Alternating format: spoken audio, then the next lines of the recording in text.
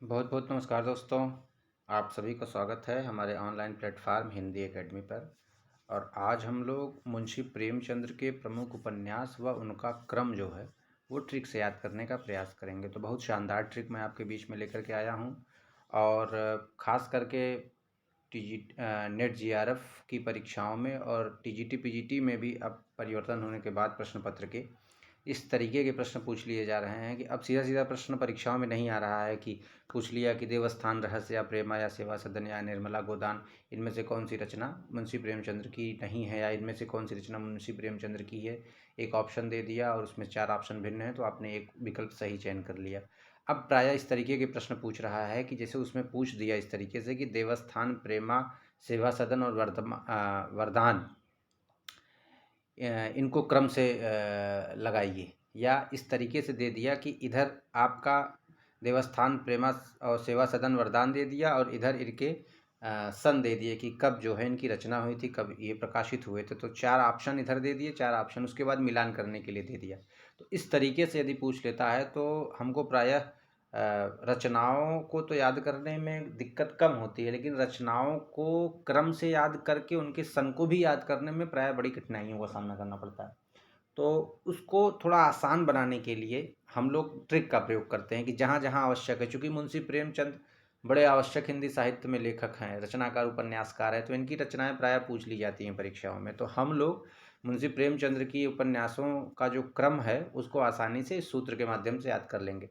तो आइए हम सूत्र देखते हैं। तो सूत्र है हमारा मुंशी प्रेमचंद्र के उपन्यासों के क्रम को जानने के लिए, तो सूत्र है हमारा देव प्रेस वर प्रेम रंक और निग कर्मदान।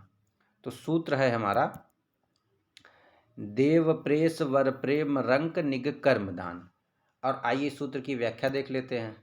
तो हमारे सूत्र की जो व्याख्या है वह इस प्रकार है कि देव, देव से हमारा हो गया देवस्थान रहस्य, और इसका प्रकाशन हुआ था 1905 में।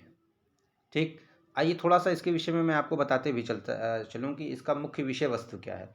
तो देवस्थान रहस्य जो 1905 में प्रकाशित हुआ था वो धार्मिक स्थानों में व्याप्त भ्रष्टाचार के विषय में और पाखंड के विषय में इसकी चर्चा की गई है। देव, तो देव से देवस्थान रहस्य 1905 हो गया। फिर प्रेस, तो प्रेस में प्रे यानी प्रे से प्रेमा, इसका प्रकाशन है 1907। और इसके संदर्भ में ये विधवा विवाह समस्या से संबंधित है और समाजी परिवार के उत्साह और उसके साथ विवाह का समर्थन करता है।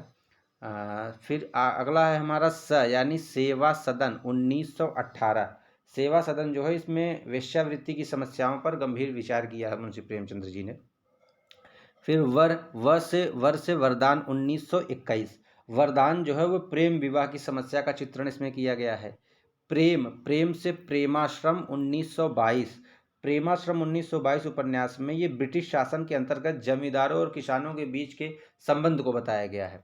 रंक, तो रंक से रंग भूमि 1905, बहुत इंपॉर्टेंट रचना है। एक ठो ये रंग भूमि अक्सर ये परीक्षा में पूछ लिया जाता है अक्सर, और एक ये सेवा सदन, ये अक्सर परीक्षाओं में पूछ लिया जाता है। तो रंग से रंगभूमि 1925। तो 1925 रंगभूमि की जो मुख्य विषय वस्तु है ये सामंतवाद, औद्योगिक पूंजीवाद और जनता के उत्पीड़न का चित्रण इसमें किया गया है। और आइए अगला देख लेते हैं हम। तो रंगभूमि तक हमारा हो गया था। अगला है क से कायाकल्प। तो कायाकल्प है 1926। 1926 में कायाकल्प का प्रकाशन हुआ था और जमींदारी प्रथा का वर्णन इसमें किया गया है। और अगला है हमारा निर्मला। तो नी से निर्मला 1927। निर्मला दहेज विवाह, दहेज प्रथा और अनमेल विवाह की समस्या को लेकर के निर्मला की विषय वस्तु लिखी गई है। ग से गबन, गबन 1931। गबन जो है वो हमारे दिखावे, प्रदर्शन और स्त्री की प्रवृत्ति और आभूषण के प्रति उनका आकर्षण, उसको लेकर के इसमें नाटकीय चित्रण किया गया। गबन पे एक फिल्म भी बनी हुई है गबन के ही नाम से। और अगला है हमारा कर्म। कर्म यानी कर्म भूमि 1932। तो कर्म भूमि के संदर्भ में हाँ, गबन तक हो गया हमारा। कर्म भूमि 1932, कर्म भूमि जो राष्ट्रीय आर्थिक मंदी के संदर्भ में और स्वाधीनता आंदोलन के विषय में भी इसमें कुछ बातें कही गई हैं और स्त्रियों की भूमिका पे भी गंभीर सवाल उठाए गए हैं, जिस प्रकार से इसकी विषय वस्तु है। और अगला है हमारा दान से गोदान 1936 बहुत ही कालजयी रचना गोदान मानी जाती है। सबको पता होगा। मुंशी प्रेमचंद्र का नाम यदि किसी को पता है तो उनके साथ साथ गोदान भी वो व्यक्ति जानता है। ये किसान के जीवन की त्रासद घटनाओं का मार्मिक चित्रण इसमें मिलता है। ठीक है, ये गोदान में। तो ये हमारे जो हैं आज के कुछ महत्वपूर्ण का लगभग सारे ही इसमें जो हमारे मुंशी प्रेमचंद्र जी के उपन्यास हैं उसको ट्रिक के माध्यम से मैंने एक ही ट्रिक में सारे उपन्यास को एकदम क्रम से बता दिया है। तो ट्रिक आप अपना याद कर लीजिए। देव प्रेस वर प्रेम रंक निग कर्म दान। 2-3 बार इस ट्रिक को पढ़िए। देव प्रेस वर प्रेम रंक निग कर्म दान। तो आसानी से आप मुंशी प्रेमचंद्र जी के जितने भी उपन्यास हैं उनका क्रम और उनके उपन्यासों को स्वयं ये कौन सा उपन्यास है उसको आसानी से आप याद कर सकते हैं। तो ये हमारी आज की रही ट्रिक, और इस ट्रिक के माध्यम से मुंशी प्रेमचंद्र के समस्त उपन्यासों को याद कर लेंगे आप।